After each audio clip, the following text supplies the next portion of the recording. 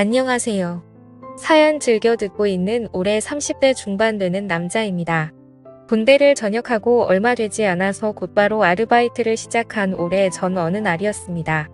예전부터 일본에 가서 일식 유학을 하는 게 꿈이었거든요.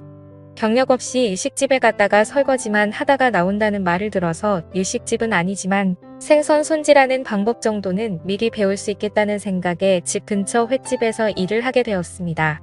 물론 알바를 시작하자마자 생선 손질을 맡기진 않았겠죠. 배우고 싶으면 어깨너머로 배우라고 하시곤 초보자니까 처음에는 이런저런 자비를 하게 되었습니다. 면접을 볼 때 사장이 아니고 실장님한테 봤는데 일을 시작한 지 몇 주 차가 됐는데도 사장님을 한 번도 본 적이 없어서 궁금해하다가 실장님에게 물어봤습니다. 실장님이 말해주길 사장님은 아침에만 잠깐 들르신다고 하고는 말을 아끼시길래 그래도 일을 시작한 직원인데 사장님께 한 번이라도 인사는 해야 하지 않나 싶어서 그날은 아침 일찍 일어나 오픈 준비가 한참인 가게 안으로 들어갔습니다. 문을 열고 들어가니 이모들과 앉아서 수다를 떨고 있는 사장님을 처음 봤는데 사장님이라고 부르기엔 너무나도 젊고 예쁜 사람이 앉아있길래 당황해서 인사도 똑바로 못하고 조금 버벅이고 말았습니다. 사장님은 당시 사업을 하던 남편과 동업자 몇 명을 끼고 수급만 해가는 이른바 바지 사장이었습니다. 사장님은 저를 보더니 어머나 이 젊은 오빠는 누구야? 라고 반응하며 저를 흘끗흘끗 위아래로 훑어보더라고요. 제 긴장을 풀어주려고 장난을 치는 줄 알았는데 지금 생각해보니 사장님이 저를 처음 봤을 때부터 관심이 있지 않았는가 싶네요. 우리 사장님은 저와 띠동갑인 나이인데도 불구하고 늘씬하기까지 한데다가 스타일까지 좋아서 그런지 도무지 12살 연상으로 보이지 않았습니다.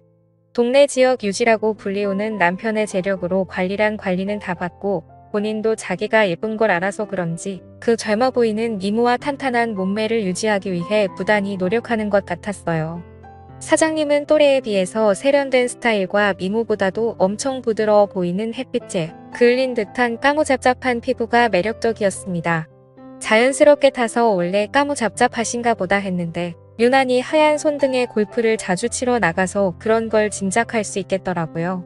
그리고 보니 따끔씩 아침에 가게를 들렀다가 골프를 치러 바로 가시는지 골프 치마를 입고 오실 때가 있었는데 무릎 부위가 훤히 드러낸 모습으로 의자에 앉아 계시면 바닥 청소를 하는 척 몇 번씩 고개를 돌려 쳐다봤던 적도 있었습니다. 사장님은 키도 커서 각선미가 보통이 아니었어요. 사장님께 처음 인사를 드린 그날 사장님이 저에게 약간 관심을 보였잖아요. 인사를 드리고 그날 저녁에 출근했는데 그날은 처음으로 사장님이 가게에 출근하시더군요.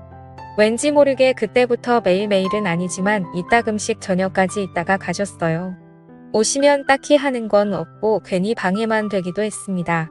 그러다가도 손님이 없으면 꼭 일하고 있는 저를 불러다가 어깨 좀 주물러 봐라 이런 쓸데없는 부탁 같은 걸 했어요. 물론 사장님의 어깨를 주무르는 건 좋았습니다. 뭉친 어깨를 지그시 누를 때 사모님 입에서 이상한 소리를 내셨는데 그 소리가 엄청나서 괜히 몸과 마음 한 구석이 뜨거워질 때가 있었습니다. 사모님도 약간 그런 저의 반응을 즐기는 듯 했어요. 사장님이 저에게 미묘한 신호를 보내고 있다는 걸 그날 눈치채게 되었습니다. 잠깐 바쁜 시간이 끝나고 뒷문으로 나와 담배에 막불을 붙이고 한 모금 지피 빨고 있는데 사장님이 따라 나오셨습니다. 깜짝 놀라서 피던 담배를 벽에다가 비벼서 불을 껐는데 사장님이 자기도 담배 한 대만 달라고 하더라고요. 마침 지금 이게 마지막 한 대라고 이거 말고는 없다고 하니 제 코앞까지 다가와 그거라도 줘보라면서 제가 피던 담배를 빼서 피셨어요. 담배를 한 3모금 정도 피우다가 저에게 다시 건네주는데 새빨간 립스틱이 잔뜩 묻어있는 담배를 다시 받으니 기분이 조금 묘하더라고요.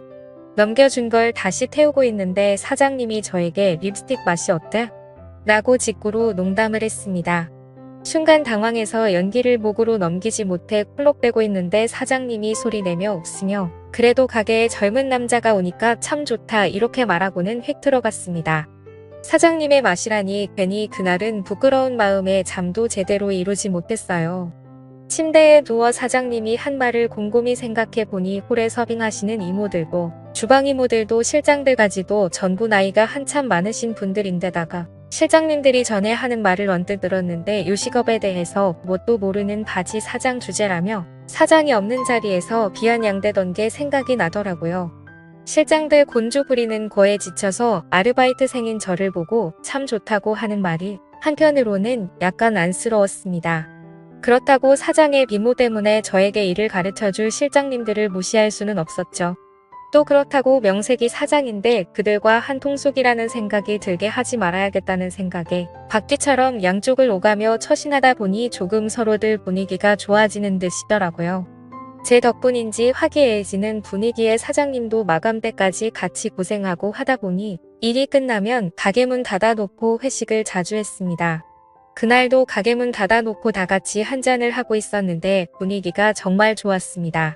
준비해놓은 안주가 다 떨어져 가는데 기분이 좋아 보이시는 사장님이 오늘은 수조에 있는 거 아무거나 꺼내와서 술 좀 더 마시자고 하시더라고요.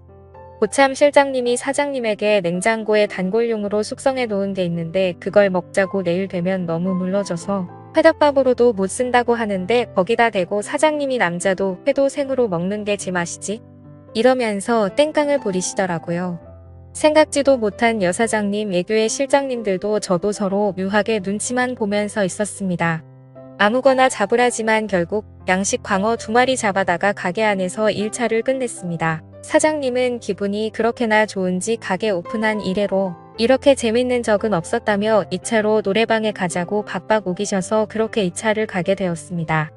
횟집 근처 노래방에 가는데도 이미 다들 비틀거리는 모습이 모두 다 취한 것 같더라고요. 다들 취기가 잔뜩 올랐는데도 노래방에서 엄청나게 부어라 마셔라 하고 있었습니다. 사장님은 워낙에 기분이 좋았는지 약간 끈적한 반주가 깔린 노래가 흘러나올 때 실장님들과 번갈아가면서 블루스를 추더라고요. 그러면서 고개를 제 쪽으로 계속 돌려가며 제 눈치를 보더라고요.